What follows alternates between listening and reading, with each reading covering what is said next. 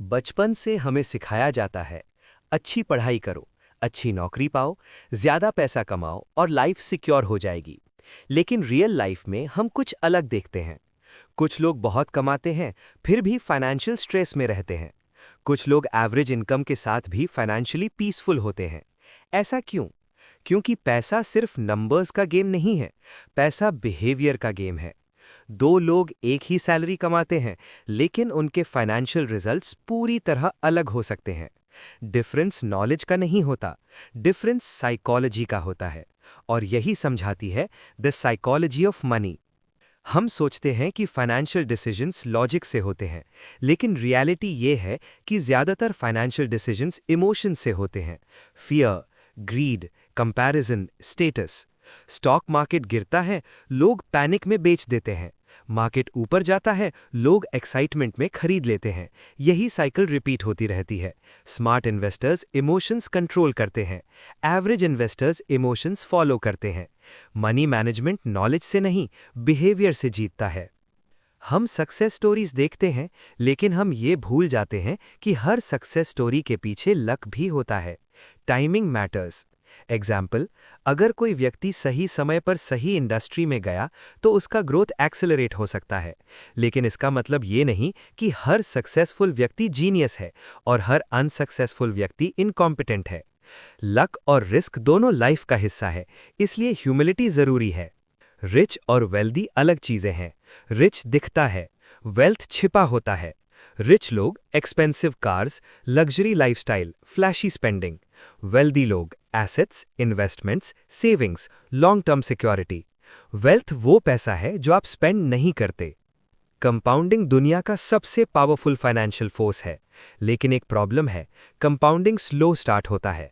पहले रिजल्ट्स छोटे लगते हैं, लेकिन समय के साथ ग्रोथ एक्सेलरेट होती है। इमेजिन करो, अगर आप स्मॉल अमाउंट इन्वेस्ट करते हैं लेकिन डेकेड्स तक इन्वेस्ट करते रहते हैं तो रिजल्ट शॉकिंग हो सकता है। टाइम वेल्थ का बेस्ट फ्रेंड है, पेशेंस वेल्थ का मल्टीप्लायर है।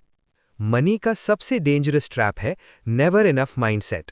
जब लोग रिच हो जाते हैं तो वे और ज्यादा रिस्क लेने लगते हैं और कई बार सब खो देते हैं।